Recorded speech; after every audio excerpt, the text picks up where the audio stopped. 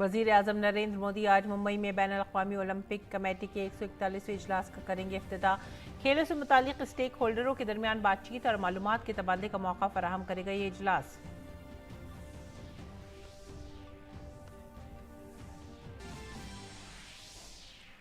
Lok Sabha speaker Om Birla ने G20 पार्लिमानी speaker समेत P20 के अख्तामी इजलास में कहा, तमाम आलमी चैलेंजों को वसी तनाजुर में देखने की है ज़रूरत। P20 मेंबरान ने बैनुल-अक़वामी तिजारत को फ़रोग़ देने और सप्लाई चेन्स में लचक लाने की ज़रूरत का भी किया जिक्र।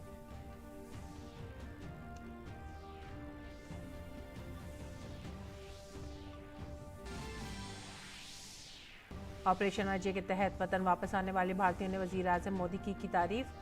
कहा, वज़ीर आज़म का ये कदम अवाम के तय उनकी जवाबदेही का है मज़हर। ऑपरेशन अजय के तहत इसराइल से 235 भारतीयों की दूसरी खेप वतन वापस पहुंची। कल पहले जत्थे में वतन वापस लौटे थे 212 भारतीय।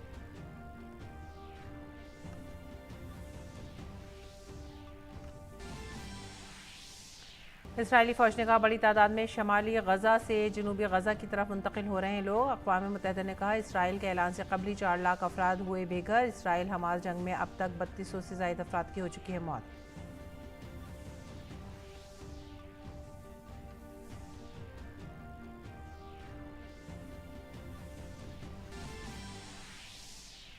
क्रिकेट वर्ल्ड कप में आज भारत और पाकिस्तान के दरमियान मुकाबला जारी। भारतीय कप्तान रोहित शर्मा ने टॉस जीतकर पहले गेंदबाजी का किया था फैसला। पाकिस्तान की पूरी टीम 191 रन बनाकर हुई आउट। आदाब नाज़रीन, उर्दू खबरों में आप सभी का खैर मकदम है। नजर डालते हैं इस वक्त की खास खबरों पर। सबसे पहले शुरुआत करेंगे क्रिकेट वर्ल्ड कप की, जिसमें क्रिकेट वर्ल्ड कप में अहमदाबाद में आज भारत और पाकिस्तान के दरमियान मुकाबला जारी है। ताज़ा खबरों के मुताबिक पाकिस्तान की पूरी टीम 191 रन बनाकर आउट हो गई है। भारतीय कप्तान रोहित शर्मा ने टॉस जीतकर पहले गेंदबाजी करने का फैसला किया था। पाकिस्तान ने भारत के सामने 192 रन का हदफ रखा है।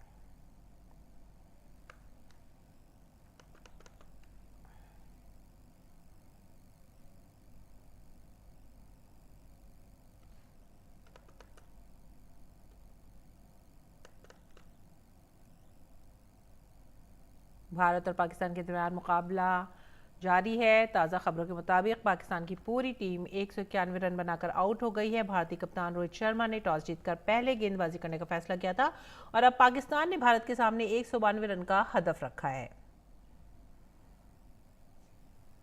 और खेल की खबरों से आगे बढ़ेंगे दूसरी खबर की तरफ। वज़ीर आज़म नरेंद्र मोदी आज मुंबई के जियो वर्ल्ड सेंटर में मुनक़िद होने वाले बैनुल-अक़वामी ओलंपिक कमेटी के 141वें इजलास का इफ्तिताह करेंगे।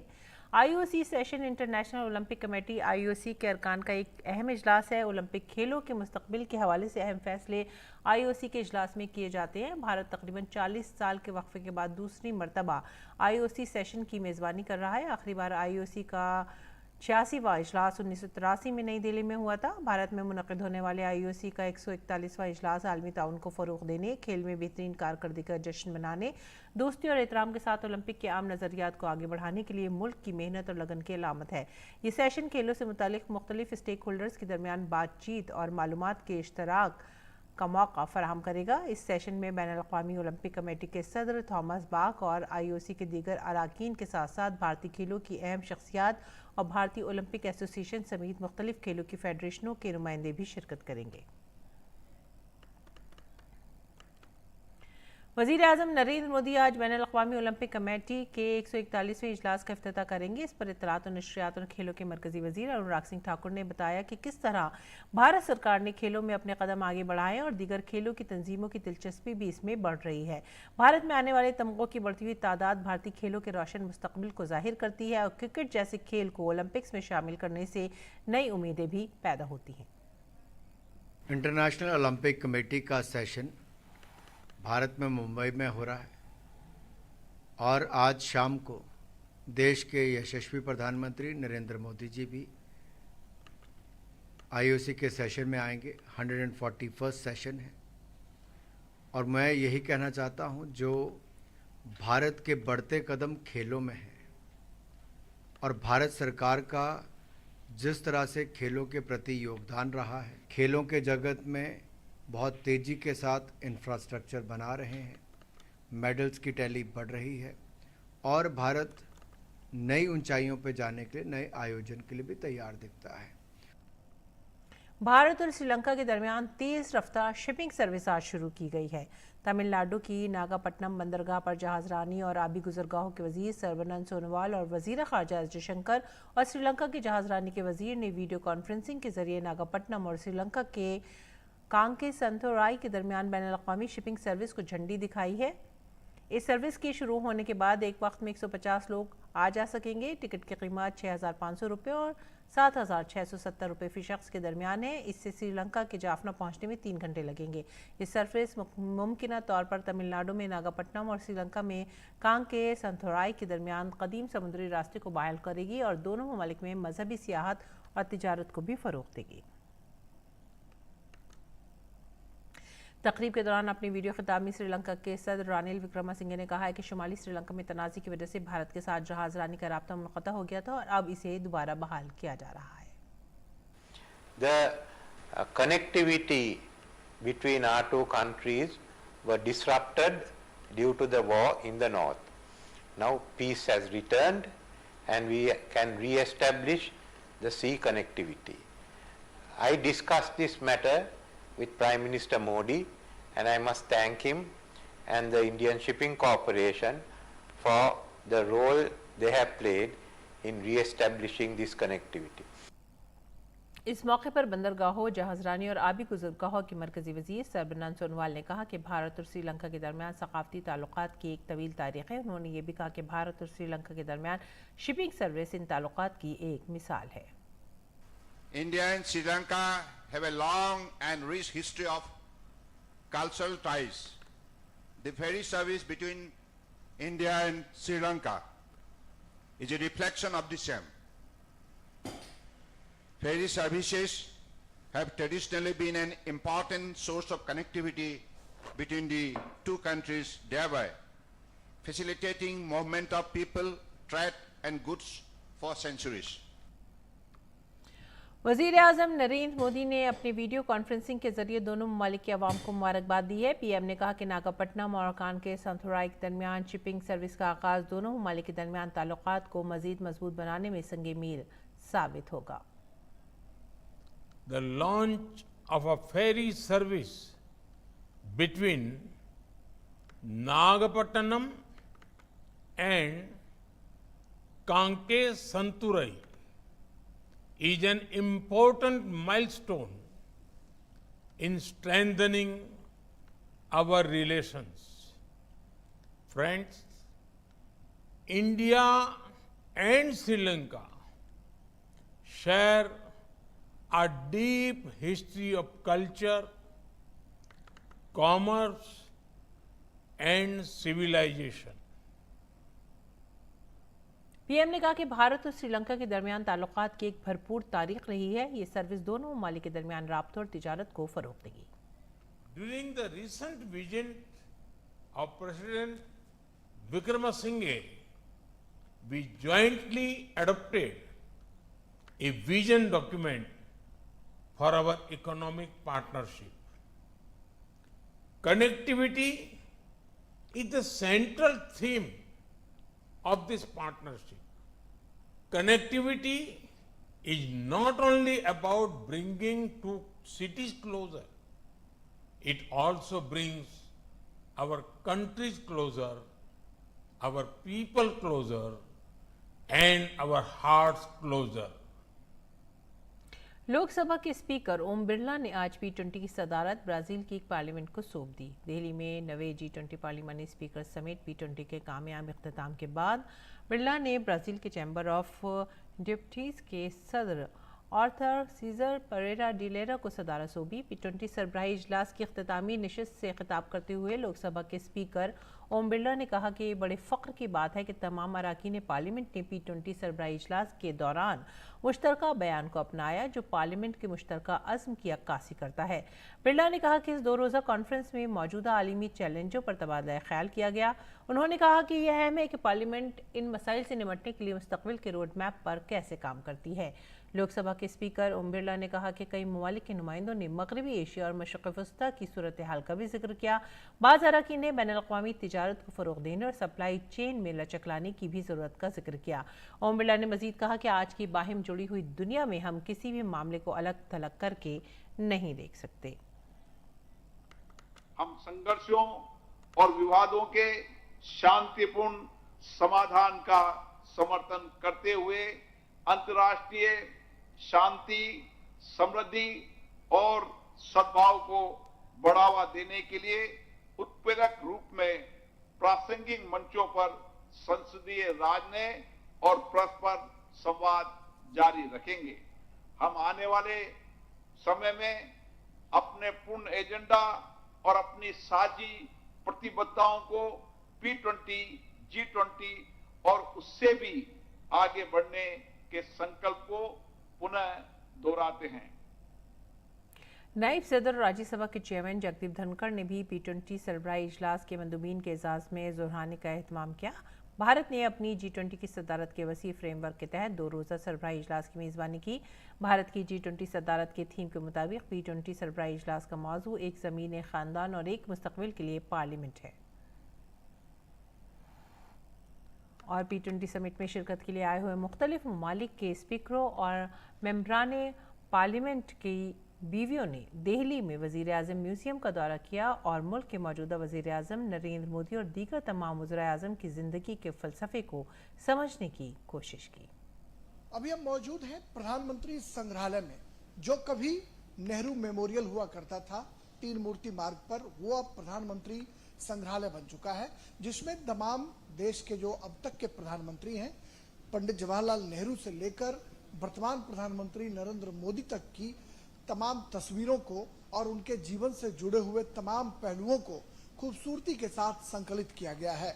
यहाँ पर जो P20 देशों के स्पीकर, डेप्यूटी स्पीकर, सांसद, उनकी जो धर्मपत्नियां विजिट करने के लिए आई, उसको कवर करने के लिए डीडी न्यूज की टीम जो है अपने कैमरामैन अजीत के साथ यहाँ पर मौजूद हैं और इन लोगों ने यहाँ पर तमाम प्रधानमंत्रियों से जुड़े हुए जो उनके जीवन के दर्शन थे, उनको जहाँ समझने की कोशिश की, वहीं पर कहीं ना कहीं जो हिंदुस्तान का कल्चर है, हिंदुस्तान की जो डेमोक्रेसी है, उस डेमोक्रेसी से भी लोगों ने अपने को संबद्ध किया, रूबरू होने की कोशिश की है और उन्होंने बेहद प्रसन्नता जताई। यहाँ पर आकर प्रधानमंत्री संग्रहालय वाकई खूबसूरत है।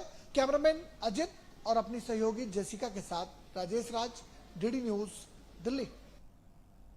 कर्नाटक में कांग्रेस लीडर अंबिकापति की रिहाइशगाह पर छापे के दौरान करोड़ों रुपए बरामद होने के बाद बीजेपी ने कांग्रेस पर शदीद हमला किया है। बीजेपी लीडर राजीव चंद्रशेखर ने कहा है कि कांग्रेस झूठ की सियासत करती है। अगर कांग्रेस के पास कोई गारंटी है तो वो बदउनवानी की गारंटी है। DK शिवकुमार और सिद्धरामैया एक हाथ में कह ही रहे थे और एडमिट भी कर रहे थे कि अपने गारंटीज के फाइनेंसिंग के लिए उनके पास पैसा नहीं है, डेवलपमेंट के लिए पैसा नहीं है। उन्होंने खुद कहा। यही से अंबिकापति के घर से कल, ये अंबिकापति के भाई कांग्रेस में हैं, ब्रदर इन लॉ कांग्रेस में हैं, पिताजी कांग्रेस के MLA रहे हैं, ब्रदर इन लॉ कांग्रेस के MLA रहे हैं। उनके घर से कल 42 करोड़ पैसा निकला है। और अगर कांग्रेस के पास कोई गारंटी है, यही एक गारंटी है कि कांग्रेस गारंटी ऑफ करप्शन। और बीजेपी लीडर राजीव चंद्रशेखर ने कहा है कि कर्नाटक, तेलंगाना और मध्य प्रदेश के इंतखाबात की फंडिंग के लिए ATM बन गया है।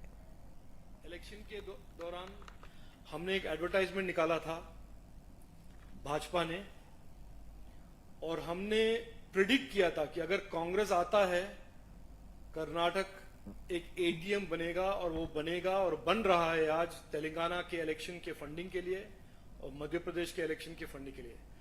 ये अनफॉर्चुनेट है कि हमने हमारा ये जो प्रेडिक्शन सच आया है। अनफॉर्चुनेट हमारे लिए नहीं, अनफॉर्चुनेट कर्नाटक के लोगों के लिए, क्योंकि स्टेट बन गया है DK शिवकुमार और सिद्धरामैया के हाथ इंडी लोटो यात्रा का एक ATM।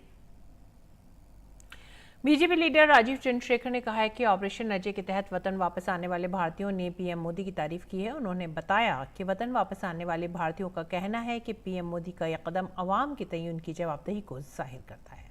ये हमारे सरकार, हमारे प्रधानमंत्री के जो कमिटमेंट है कि जो भी भारतवासी हार्म्स वे में होता है या होती है, उनको सरकार कभी भी नहीं हिचकिचाएंगे कि उनको वापस ले आए, और जो भी एफर्ट जो भी करना है हम करेंगे। इसका एक तरह से शाइनिंग एग्जाम्पल हमने देखा कल, हमने पहले भी बहुत बार देखा है यूक्रेन के केस में, कोविड के दौरान। तो ये जो एक सरकार के बारे में ट्रस्ट है, कॉन्फिडेंस है, ये तो आप स्टूडेंट से ही जान जाएंगे कि बहुत ही डीप फेल्ट ट्रस्ट और कॉन्फिडेंस है। ऑपरेशन अजय के तहत इस्राइल से भारतीयों की वतन वापसी जारी है। इसके तहत आज दूसरी परवाज 235 भारतीय शहरियों को लेकर इस्राइल के तल अवीव से दिल्ली पहुंची है। 235 अफराद के इस ग्रुप में 2 शीरख्वार बच्चे भी हैं।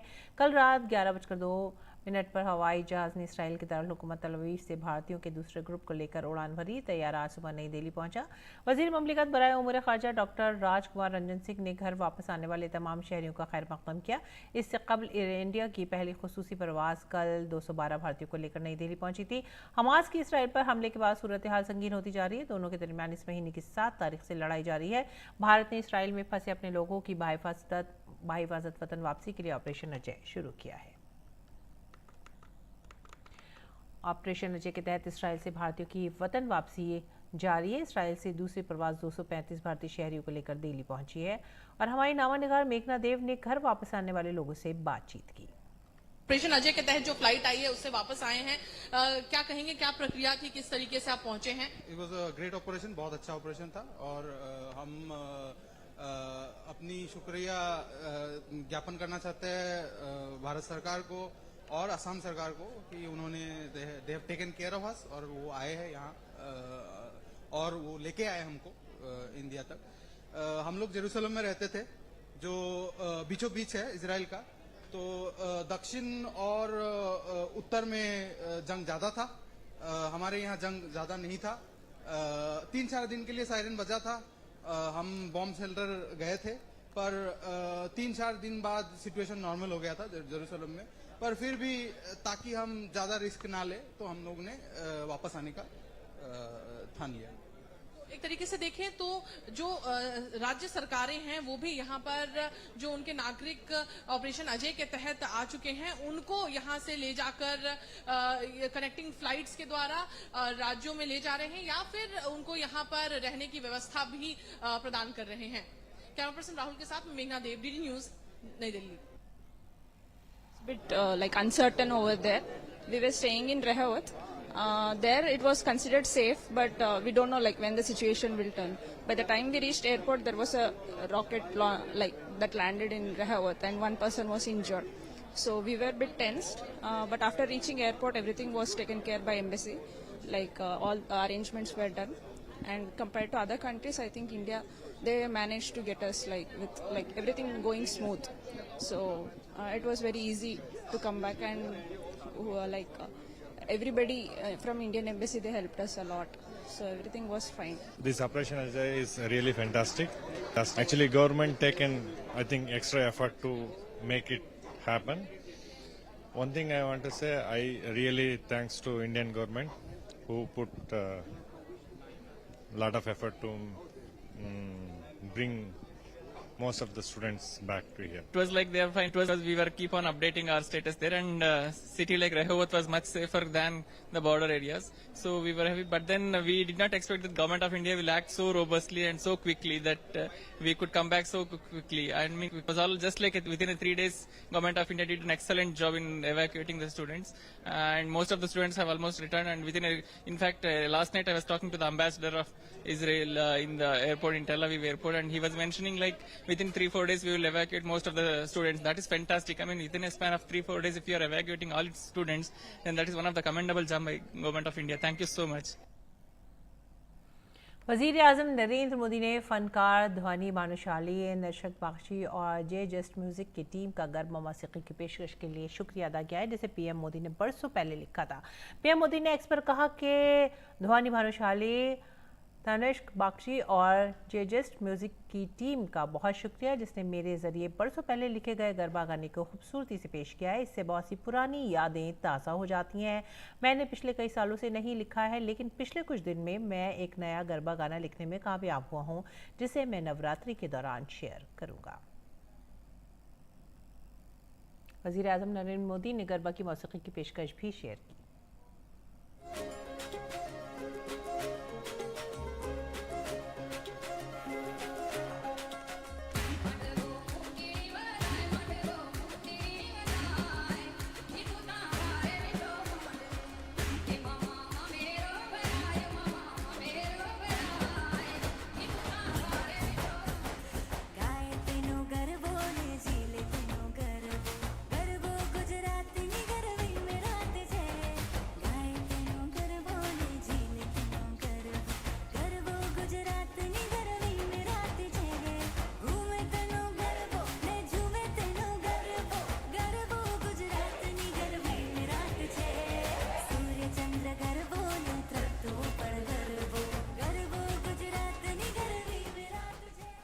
और आगे बढ़ेंगे अगली खबर की तरफ। बिहार में नवरात्रि के दौरान असातिज़ा की ट्रेनिंग का मामला गर्मा गया है। मरकजी वज़ीर गिरिराज सिंह ने बिहार हुकूमत पर हमला करते हुए इसे हिंदुओं पर हमला करार दिया। बिहार में ये तुगलकी फरमान जारी होता है। अभी इन्होंने दशहरे में शिक्षकों को आवासीय प्रशिक्षण का लगा दिया नवरात्र में। ये हिंदुओं पे प्रहार है। मरकजी वजीर पुरुषोत्तम रुपाला आंध्र प्रदेश के कृष्णपट्टनम बंदरगाह पहुंचे। इस मौके पर माही परवरी के वजीर, बीजेपी के कई सीनियर लीडर, जिनमें सिद्दीरी अपलराजू, वजीर ज़राअत काकानी गोवर्धन रेड्डी भी मौजूद थे। पुरुषोत्तम रुपाला कृष्णपट्टनम बंदरगाह पर माहीगीरों से बातचीत करेंगे। और बीजेपी के सीनियर लीडर रविशंकर प्रसाद ने छत्तीसगढ़ हुकूमत को निशाना बनाते हुए कहा है कि भूपेश बघेल की हुकूमत में सिर्फ बदनवानी हुई है। सड़क की तामीर से लेकर प्रधानमंत्री आवास योजना तक सब कुछ बीजेपी हुकूमत में हुआ है। बघेल साहब, क्या कोयला घोटाला कम था कि आप चले आए शराब घोटाले पर, या शराब घोटाला कम था क्या तो फिर आपने नियुक्ति में भी घोटाला कर दिया। अब आप गोईठान में भी चले गए साहब, कहीं तो छोड़ेंगे, आप कहीं तो छोड़ेंगे। तो ये बिल्कुल एटीएम की पराकाष्ठा है, ये मुझे बहुत। और दूसरी बात कि छत्तीसगढ़ में क्या है, सड़कें, नेशनल हाईवे भारत सरकार, डिजिटल प्लेटफॉर्म खूब है यहाँ पर। कल मैंने सोशल मीडिया में बात की, इंफॉर्मेशन हाईवे किसने बनाया? मोदी जी की सरकार ने। मोबाइल आया, 4G आया, बाकी आया, तो आज देखिए पूरा छत्तीसगढ़ कवर्ड है। रमन सिंह सरकार ने अच्छा काम किया था। भूपेश बाबू क्या कर रहे हैं? नागालैंड के नायब वजीर आला और बीजेपी लीडर यांगथंगो पैचिन ने कहा है कि मुल्क वजीर आजम मोदी की क़यादत में तरक्की की राह पर आगे बढ़ रहा है। उन्होंने कहा कि आइंदा 5 वर्षों की इंतख़ाबात में बीजेपी बड़ी अक्सरियत से कामयाबी हासिल करेगी। Under the dynamic and visionary leadership of Honorable Prime Minister Sri Narendra Modi ji, in all the states in the country, we are getting all our due shares for developments and progress of our respective states. So in these coming 5 state elections, we are going to win with a thumping majority and we are going to form the government. Israel और Hamas के दरमियान जारी तनाज़े का आज 8वां दिन है। Israel की फ़ौज ने तस्दीक की है कि उसकी ज़मीनी फ़ौज ने कल गज़ा में मकामी छापे मारे हैं। छापे का मकसद लापता अफराद की तलाश लगाना भी था। फ़ौज ने तस्दीक की है कि गज़ा में कम अज़ कम 120 अफराद कैद में हैं। इसराइल ने कल 11 लाख अफराद को 24 घंटों में शिमाली गज़ा छोड़ने का अल्टीमेटम दिया था। अब इसके अल्टीमेटम की आखिरी तारीख बहुत करीब है। उधर अक़वाम मुत्तहिदा ने कहा है कि इसराइल के अल्टीमेटम से पहले ही 4 लाख फ़लस्तीनी गज़ा से नकल मंगानी कर चुके हैं। इसराइली अफवाज ने हमास के ज़ेर इक़्तिदार गाज़ा पट्टी को फ़िज़ाई हमलों से तबाह कर दिया और खुराक, पानी, ईंधन और बिजली की सप्लाई मुनक़द कर दी है। इसराइल की जानिब से गज़ा के 2.3 मिलियन लोगों के लिए मिस्र से रसद की फ़राहमी रोकने के बाद बैनुल-अक़वामी इमदादी ग्रुपों ने इंसानी बुहरान के बिगड़ते हुए हालात से खबरदार किया है। 7 अक्टूबर को हमास के अचानक हमले के बाद से इसराइल और हमास की जंग में दोनों तरफ से कम 3,100 अफराद हलाक हो चुके हैं। इसराइली वज़ीर-ए-आज़म बेंजामिन नेतन्याहू ने हमास को ख़त्म करने के अज़्म का इजहार किया है। इसराइली फ़ौज गज़ा की पट्टी पर मुमकिना ज़मीनी हमले की तैयारी कर रही है। नेतन्याहू ने जुमे को देर गए कौमी सतह पर नशर होने वाले खिताब में कहा है कि हमास के खिलाफ इसराइल की 1 हफ्ते तक जारी रहने वाली जवाबी कार्रवाई का इब्तदाई मरहला है। उन्होंने ये भी कहा कि सिर्फ शुरुआत है और इसराइल इस जंग को पहले से ज़्यादा मजबूती से ख़त्म करेगा। नेतन्याहू ने मुख्तसर बयान में कहा कि हम हमास को तबाह कर देंगे। उन्होंने ये भी कहा कि इसराइल को अब तक इस ऑपरेशन के लिए वसी पैमाने पर बैनुल-अक़वामी हिमायत हासिल है। और अक़वाम मुत्तहिदा के सेक्रेटरी जनरल एंटोनियो गुटेरेस ने सहाफ़ियों से खिताब करते हुए कहा कि गज़ा की सूरत हाल ख़तरनाक हद तक पहुँच चुकी है। उन्होंने कहा कि वो मुतासरीन की परेशानी को दूर करने के तरीक़ों पर तवज्जो दे रहे हैं और इसके लिए वो इलाक़ाई रहनुमाओं से मुसलसल राब्ते में हैं। जुनूबी लेबनान से मुल्हिक़ा इलाक़ों में इसराइली फ़ौज की गोलीबारी से एक सहाफ़ी हलाक और 4 दीगर सहाफ़ी ज़ख्मी हो गए। इसराइली हमले में हलाक होने वाले सहाफ़ी खबर रसा एजेंसी रॉयटर्स का वीडियोग्राफ़र था। वीडियोग्राफ़र का नाम अस्साम अब्दुल्ला बताया जा रहा है। और अब दीगर खबरों का रुख करते हैं। दिल्ली के गालिब इंस्टीट्यूट में सह-रोज़ा बैनुल-अक़वामी रिसर्च स्कॉलर्स गालिब सेमिनार का इनेकाद किया जा रहा है, जिसमें उर्दू और फ़ारसी के रिसर्च स्कॉलर मुख्तलिफ मौज़ूआत पर अपने मकाले पेश कर रहे हैं। इस सेमिनार की ख़ास बात यह है कि यहाँ बैरून मुल्क से तशरीफ़ लाने वाले रिसर्च स्कॉलर भी शिरकत कर रहे हैं। इसी के साथ ही आप हमारी पूरी टीम को दीजिए इजाज़त। आदाब।